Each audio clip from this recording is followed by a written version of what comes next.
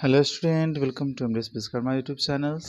और आज हम लोग क्लास 8 के साइंस में फर्स्ट चैप्टर, इसका नाम है क्रॉप प्रोडक्शन एंड मैनेजमेंट में हम लोग इरिगेशन के बारे में पढ़ेंगे और इरिगेशन की ज़रूरत क्यों है, सोर्सेज ऑफ इरिगेशन क्या है, एडवांटेज ऑफ इरिगेशन क्या है और इरिगेशन का जो ट्रेडिशनल मेथड है वो और मॉडर्न मेथड है वो सारी चीज़ों को हम लोग समझने की कोशिश करेंगे।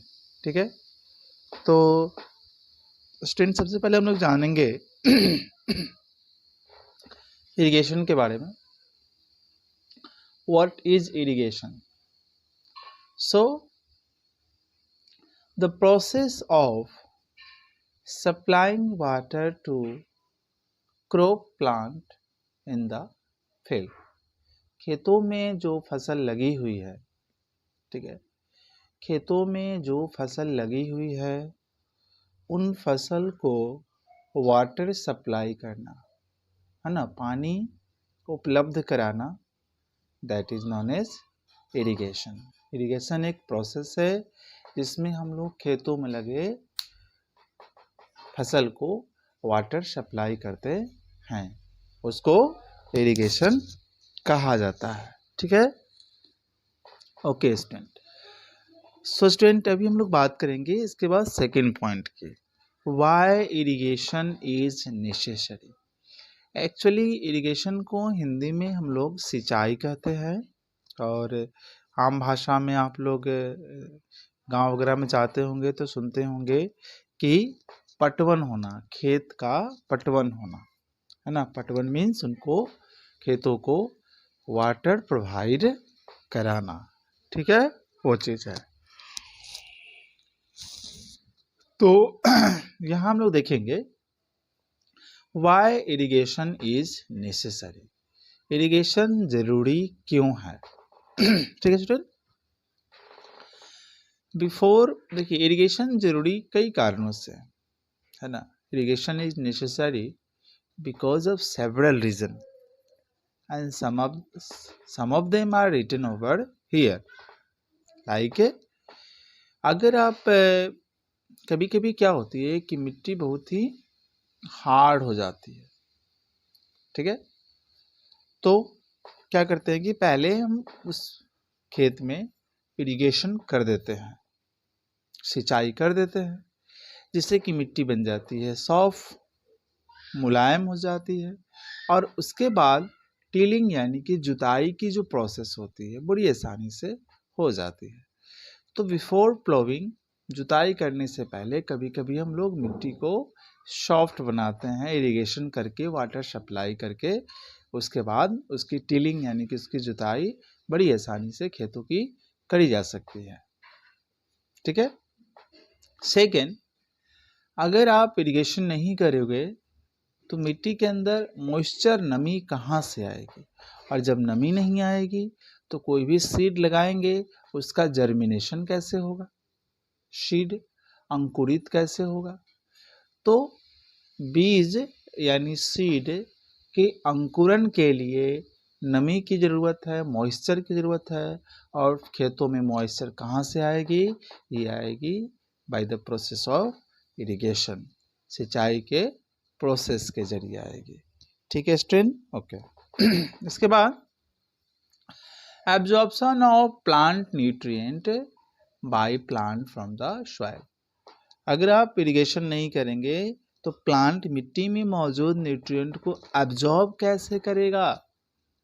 प्लांट मिट्टी में मौजूद जो न्यूट्रिएंट हैं, बहुत टाइप्स का न्यूट्रिएंट है, उनको एब्जॉर्ब कैसे करेगा। तो उनको एब्जॉर्ब करने के लिए वाटर देना ज़रूरी है। ठीक है ना, क्योंकि जाइलम जो कनेक्टिव टिश्यू होता है प्लांट में वो क्या करता है कि वाटर, न्यूट्रिएंट सब सॉइल से लेता है। तो प्लांट मिट्टी से न्यूट्रिएंट एब्जॉर्ब करे, इसके लिए उस मिट्टी के अंदर इरिगेशन करना ज़रूरी है स्टूडेंट। सो स्टूडेंट, अभी हम लोग बात करेंगे कि factors affecting irrigation. Means irrigation भी कि किन किन कारणों से प्रभावित होती है। इरिगेशन में भी चेंजेज आते हैं और इरिगेशन में भी बदलाव होते हैं। तो इरिगेशन में चेंजेस बदलाव कैसे किया जाता है, ये 3 कारणों से पॉसिबल हो सकता है। पहला जो है कि इरिगेशन हमें नेचर ऑफ क्रॉप को ध्यान में रखकर करना चाहिए। फसल कैसी है, इसकी क्या नेचर है, इस चीज़ को ध्यान में रखकर इरिगेशन करना चाहिए। जैसे स्टूडेंट, हर एक फसल जो होती है उसको निश्चित मात्रा में वाटर चाहिए। Each crop need definite amount of water, है ना, for its growth, ripening and other process. हर एक फसल को अलग अलग मात्रा में पानी की ज़रूरत होती है, मीन्स इरिगेशन की ज़रूरत होती है ना। फसल को वाटर की ज़रूरत होती है खुद के ग्रोथ के लिए, डेवलपमेंट के लिए, राइपनिंग पकने के लिए। लेकिन ज़रूरी नहीं है कि सभी फसल को एक ही मात्रा में पानी की ज़रूरत होती है। जैसे आपको पता है कि जो पैडी है, धान, है ना, तो पैडी का जो क्रॉप्स होते हैं, है ना, उनको ज़्यादा वाटर की ज़रूरत होती है, इसलिए इनको रेनी सीजन में लगाया जाता है। या अगर बारिश नहीं होती है तो इनको कॉन्टिन्यूअस इरिगेशन, बार बार इनको सिंचाई करी जाती है। जबकि आप देखेंगे कि गेहूं है, वीट, है ना, ग्राम, चना, ठीक है, इन सारी जो क्रॉप्स, कॉटन, इनको नीड्स ये हाउ मच वाटर, इनको बहुत ज़्यादा पानी की ज़रूरत होती है। इनको पानी की ज़रूरत बहुत ज़्यादा नहीं होती है, need less water, less water. तो ये हमने जाना कि इरिगेशन जो प्रोसेस है वो क्रॉप्स कैसी है उस पर डिपेंड करेगी। जैसे अगर पैडी क्रॉप्स है तो ज़्यादा वाटर की ज़रूरत है।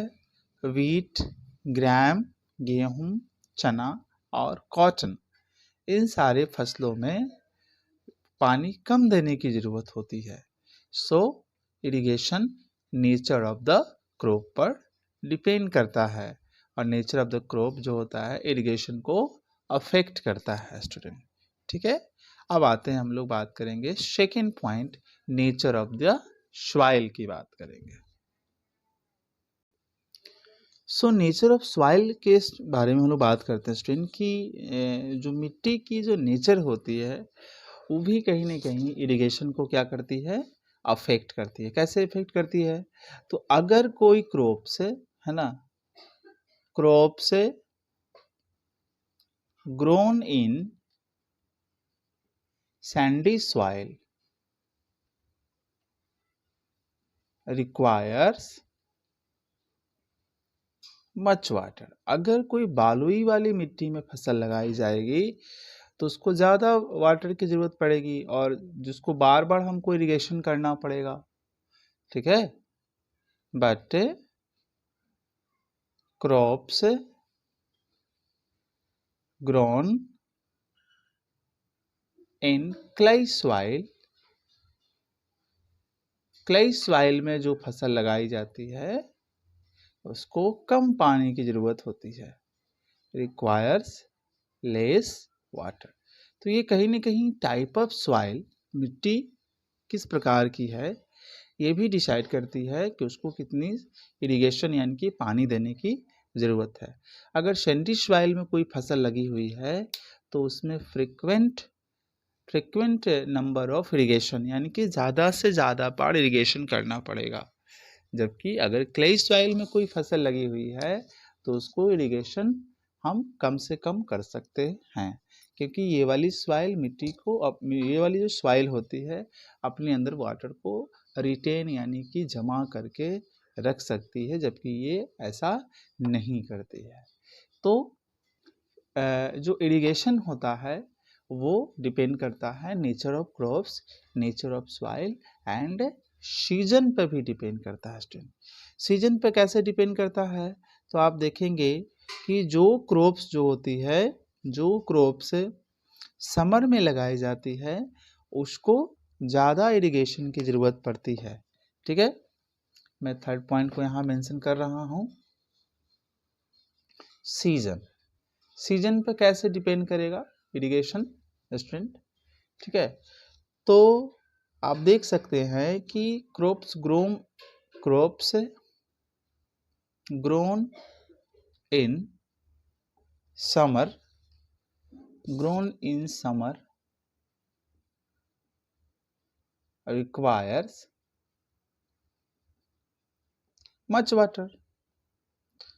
requires much water, much water than in other season। दूसरे सीजन में जो फसल लगाई जाती है उसकी तुलना में, दूसरे सीजन में जो फसल लगाई जाती है स्टूडेंट, उसकी तुलना में आप देखेंगे तो समर में जो फसल लगाई जाती है उसको इरिगेशन करने की ज़रूरत ज़्यादा होती है। ठीक है, समर में जो लगाई जाती है फसल उसको इरिगेशन करने की ज़रूरत ज़्यादा होती है। तो इस तरह से हमने देखा कि इरिगेशन जो होती है वो तीन चीज़ों पर डिपेंड करती है। ये तीन चीज़ें जो है इरिगेशन को अफेक्ट करते हैं, nature of the crops, nature of the soil, nature of the season, और किस तरह से करते हैं उसको हम लोगों ने यहाँ पर डिस्कस किया स्टूडेंट।